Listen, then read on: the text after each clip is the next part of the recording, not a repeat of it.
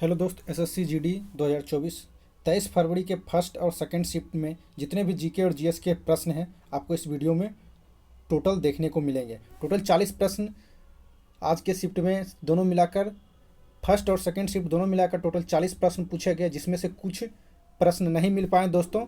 लगभग 33-34 प्रश्न हमको मिल पाए हैं और 33-34 प्रश्न का सही जवाब आपको इस वीडियो में देखने को मिलेगा। तो आप वीडियो को शुरू से अंत तक जरूर देखिएगा।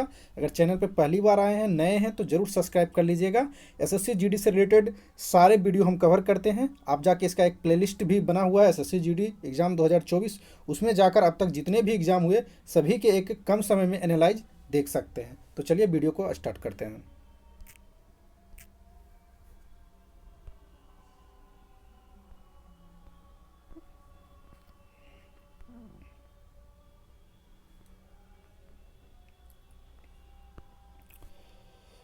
तो दोस्तों ये रहा 23 फरवरी फर्स्ट शिफ्ट का प्रश्न। टोटल ओरिजिनल प्रश्न है दोस्तों, जो स्टूडेंट के द्वारा बताया जा रहा है उसी से रिलेटेड टोटल प्रश्न है और सही जवाब के साथ आपको यहाँ पे देखने को मिलेगा।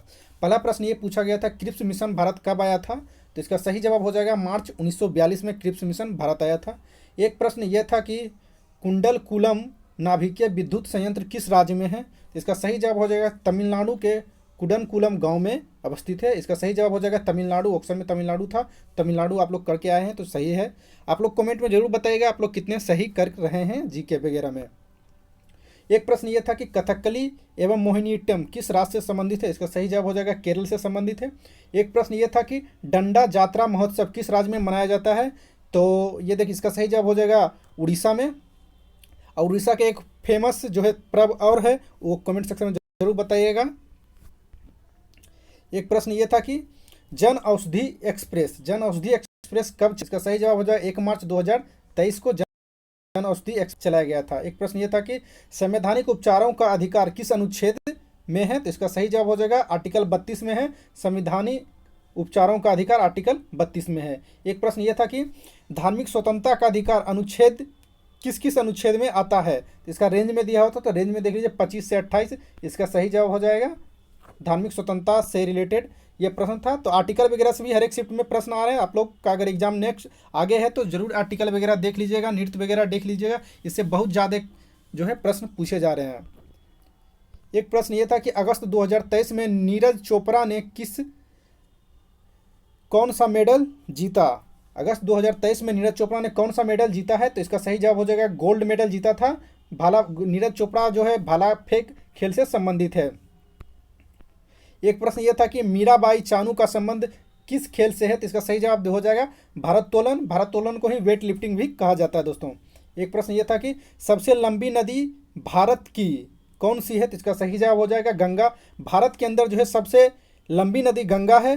और वहीं पूछा जाए कि भारत में बहने वाली सबसे लंबी नदी, तो ब्रह्मपुत्र हो जाएगा सबसे लंबी नदी भारत में बहने वाली। आप लोग कमेंट में ये बताइएगा कि गंगा नदी की लंबाई कितनी है, टोटल कमेंट में जरूर कीजिएगा। एक प्रश्न ये था कि सबसे लंबा बांध कौन सा है? तो इसका सही जवाब हो जाएगा हीराकुंड बांध। हीराकुंड बांध किस नदी पे है? तो महानदी पे हो जाएगा। और सबसे बड़ा भी अगर पूछा जाए तो हीराकुंड बांध होगा, और सबसे ऊंचा पूछा जाए तो वो हो जाएगा भाखड़ा नंगल बांध, सतलज नदी पे है। एक प्रश्न ये था दोस्तों कि भारत की सबसे लंबी दूरी तय करने वाली ट्रेन कौन है? तो भारत की सबसे लंबी दूरी तय करने वाली ट्रेन विवेक एक्सप्रेस है। और एक फैक्ट ये भी देख लीजिए कि भारत सबसे लंबी ट्रेन कौन सी है? तो वो हो जाएगा सुपर बासुकी, जिसकी लंबाई जो 3.2 किलोमीटर है दोस्तों। सुपर बासुकी ट्रेन की 3.2 किलोमीटर, ये एक तरह का मालगाड़ी है सुपर बासुकी। एक प्रश्न ये है कि भारत के राष्ट्रपति का निर्वाचन किस आर्टिकल में है? किस आर्टिकल के तहत किया जाता है? तो आर्टिकल 55 के तहत भारत के राष्ट्रपति का निर्वाचन किया जाता है। फर्स्ट शिफ्ट का इतना ही प्रश्न मिल पाया दोस्तों। लगभग 14-15 प्रश्न फर्स्ट शिफ्ट के हमने आपको बता दिए हैं, और 15-16 प्रश्न जो है 23 सेकंड शिफ्ट का भी एग्जाम जो हुआ उसमें भी मिल पाए, तो यहाँ से देख लीजिएगा। 23 फरवरी सेकंड शिफ्ट का जो भी प्रश्न मिल पाए हैं सारा का सही जवाब के साथ आपको बताने वाले हैं। एक प्रश्न ये पूछा गया था 23 सेकंड शिफ्ट में 23 फरवरी के कि यूएसएसआर के संविधान से क्या लिया गया है भारत के संविधान में? तो इसका सही जवाब हो जाएगा मौलिक कर्तव्य या पंचवर्षीय योजना। ऑप्शन के हिसाब से ये जवाब देना था। आप लोग देख लीजिए, मौलिक कर्तव्य ऑप्शन में होगा तो सही होगा, या पंचवर्षीय योजना होगा तो सही होगा। दोनों चीज़ जो है यूएसएसआर यानी कि रूस के संविधान से लिया गया है। यूएसएसआर जो है अब बहुत सारे देश का मिल के यूएसएसआर था, लेकिन अब खंड में टूट गया। उसका सबसे बड़ा देश रसिया है। एक प्रश्न ये था कि अनुच्छेद 129 किससे संबंधित है, तो इसका सही जवाब हो जाएगा सुप्रीम कोर्ट एक अभिलेख न्यायालय है। अनुच्छेद 129 यही कहता है कि सुप्रीम कोर्ट एक अभिलेख न्यायालय। अभिलेख न्यायालय का मतलब कि सुप्रीम कोर्ट जो भी जजमेंट देता है उसको सभी कोर्ट के द्वारा माना जाना चाहिए। इस अभिलेख न्यायालय का मतलब यही होता है। एक प्रश्न ये था कि 2023 से 24 में बजट में कितनी प्राथमिकताएं को तय की गई थी, यानी कि 2023-24 की जो बजट है उसमें कितनी प्राथमिकताएं जो है तय की गई थी। इसका सही जवाब हो जाएगा 7 प्राथमिकताएं तय की गई थी। एक प्रश्न ये था कि शेफाली वर्मा किस खेल से संबंधित है। अगर आप लोग क्रिकेट देखते होंगे तो बहुत अच्छा सा नाम जानते होंगे, क्रिकेट से संबंधित है शेफाली वर्मा। आप लोग ये बताइएगा आईपीएल में जो है शेफाली वर्मा किस टीम से खेलते हैं। एक प्रश्न ये था कि जौहर कप का संबंध किस खेल से है, तो इसका सही जवाब हो जाएगा हॉकी में। और ये जौहर कप कहाँ होता है, तो मलेशिया में होता है। एक प्रश्न ये था प्रथम इंडो बर्मा युद्ध, स्टूडेंट कह रहा था, कोई कह रहा प्रथम, कोई सेकेंड, कोई थर्ड, तो आप लोग जो है क्लियर कीजिएगा कौन सा पूछा है। अगर प्रथम पूछा होगा तो उसका सही जवाब हो जाएगा 1824 से 26। इसके अलावा अगर कोई भी इंडो बर्मा युद्ध होगा तो आप कमेंट में जरूर बता दीजिएगा।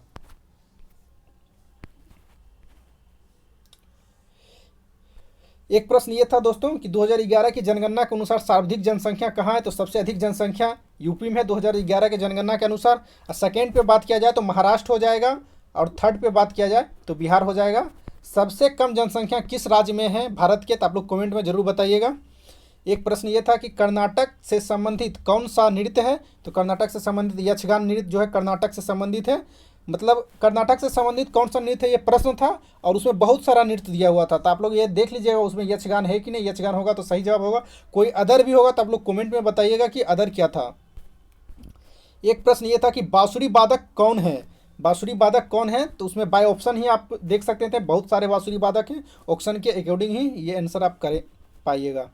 एक प्रश्न ये था कि सुप्रीम कोर्ट में जो है वर्तमान में कितने महिला न्यायाधीश है। सुप्रीम कोर्ट के अंतर्गत वर्तमान में अभी कितने महिला न्यायाधीश है, तो उसमें कोई एक ही होगा। ये तीन अभी वर्तमान में महिला न्यायाधीश है। एक है बेला त्रिवेदी, दूसरा है हिमा कोहली, तीसरा है नागा रत्ना। इन तीनों में कोई एक होगा तो सही जवाब हो जाएगा। आप देख लीजिएगा क्या है। एक प्रश्न ये था कि मौर्य वंश का अंतिम शासक कौन है, तो मौर्य वंश का अंतिम शासक बृहदत्त हो जाएगा। आप लोग ये बताइएगा कि मौर्य वंश का जो स्थापना किसने किया था, तो चंद्रगुप्त मौर्य ने मौर्य वंश का स्थापना किया था। मौर्य वंश से पहले जो है कहाँ कौन सा वंश चल रहा था, तो आप लोग बताइएगा कमेंट सेक्शन में कौन सा वंश मौर्य वंश से पहले चल रहा था। और एक प्रश्न ये था कि पंचवर्षीय योजना से रिलेटेड प्रश्न था। प्रश्न क्या था एक्चुअली में, बहुत सारा लैंग्वेज वगैरह में प्रश्न आ रहा है दोस्तों, आप लोग कमेंट में जरूर बताइएगा आखिर प्रश्न क्या था।